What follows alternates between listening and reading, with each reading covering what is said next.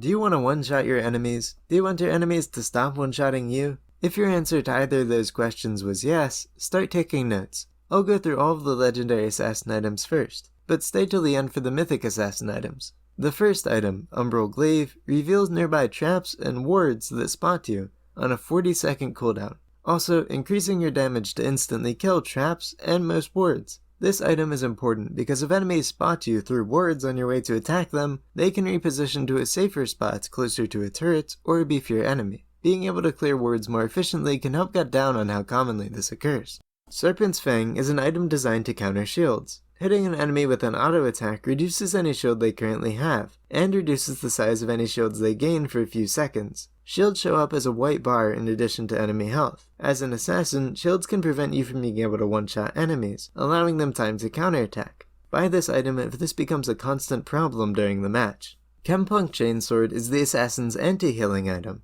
Dealing any physical damage applies a 25% healing reduction for 3 seconds. If the enemy is below 50% HP, this increases to a 40% reduction. Assassins usually are bad candidates for anti-heal items, because they can only target and apply the anti-heal to one enemy most of the time. But if your team refuses to buy anti-heal and you really need it, it can still be worth it. Mana Mune is a scaling item, which means it gets better over time. You get a percentage of your max mana as attack damage, and get permanent bonus mana every time you hit an attack or an ability, up to 360 mana, at which point it transforms into Muramana. Muramana keeps the AD for mana, but also gives your attacks and abilities a solid amount of extra damage against enemies. This item is a good buy if you find yourself constantly running low on mana and can abuse the extra damage later on.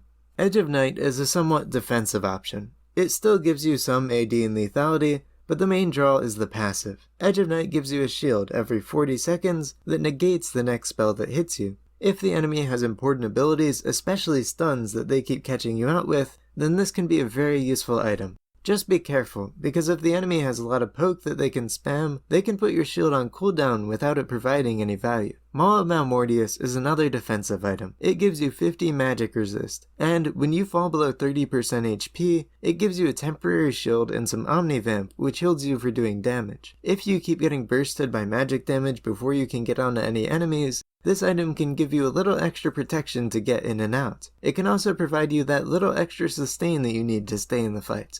Youmuu's Ghostblade makes you a threat whether the enemy knows you're there or not. It gives you a flat 40 extra movement speed outside of combat, and can be activated to gain 20% bonus move speed, and the ability to ignore collision with all units for 6 seconds. Youmuu's Ghostblade is great if you need to catch up to the enemy, or just need to travel across the map faster. The Collector is an item that many purchase simply for the satisfying effect. If you deal damage that leaves an enemy below 5% HP, they are instantly executed. Also, any kills you get are worth 25 extra gold. Collector is outclassed by a lot of other items, if you are attacking the enemy from full HP. But if your teammates are doing most of the damage, and you're just cleaning up low HP enemies, it can be very worth it. Axiom Arc is a simple item for champions that rely on their ultimate to be valuable. Damaging an enemy shortly before they die refunds 20% of your ult's cooldown, greatly reducing the time between ult casts, allowing you to snowball off of successful uses.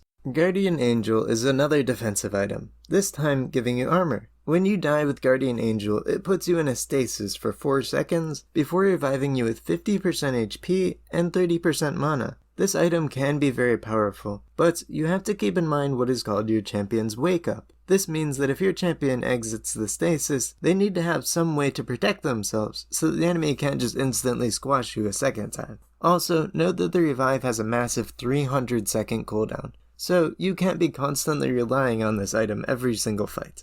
Silvermere Dawn is a magic resist defensive item, but you're mainly building it for its active effect. Activating the effect instantly removes any crowd control debuffs excluding airborne, but also grants 50% tenacity and slow resistance for 3 seconds. This item can help bypass the enemy's attempts to keep you off of your target, and can even completely invalidate some champions' ultimate abilities like Mordekaiser.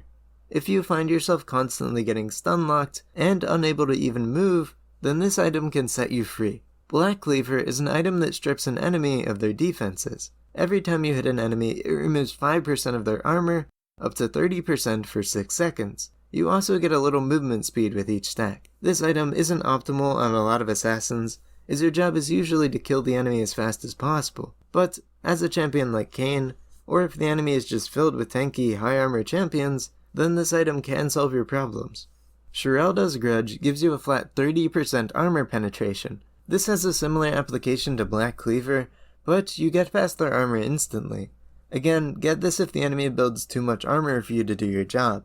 Spear of Sojin reduces your ability's cooldown based on your attack damage. It also gives you movement speed based on your missing health. This item is purely offensive, but if you could use a few extra rotations of your abilities each fight, this is a very strong option. Lastly, the king of assassin items at the moment is none other than Ravenous Hydra. It adds a cleave effect, causing your attacks to do area of effect damage around your targets. More importantly, it grants 0.5 attack damage for every minion you kill, and twice that amount for each champion, large monster, and large minion you kill. This effect continuously stacks up to 20 attack damage. The only catch is that dying will lose you 60% of these stacks. That's it for Assassin Legendaries. In terms of mythics, an assassin's first option is Duskblade. Duskblade is for your traditional assassins. It helps you burst an enemy, giving bonus damage on an auto attack against the champion, and slowing them for 99% if you're a melee champion. Normally, this effect has a 15-second cooldown, but if a champion you damaged recently dies, such as the target you're trying to burst, it instantly resets Duskblade's cooldown, and grants you a 1.5 seconds of invisibility. This item is great for one-shotting your target and sneaking out, or for using the invisibility and cooldown reset to set up a string of multiple kills in a row. The second mythic is Prowler's Claw. Using Prowler's active lets you dash through an enemy and reposition behind them. The dash does some damage, but it also gives you 15% increased damage against that target. The item isn't as convenient for getting multi-kills as Duskblade, but the extra mobility from the dash and the increased damage helps you take out key targets on the enemy team with ease. The third and final mythic for assassins is Eclipse. If you hit an enemy with 2 attacks or abilities in succession, Eclipse procs, dealing a percentage of the target's max HP and giving you a shield and bonus movement speed. While the item doesn't give you the quick dash or the invisibility of the other 2 mythics, the base Omnivamp along with the shield can help you stay alive long enough in fights to do some real damage. Some assassins use magic damage instead of attack damage, but these share items with the mage class, which I will cover in the next video. So if you want to understand what mage items do, stay tuned. But for now, I'm afraid we've come to the end of our time.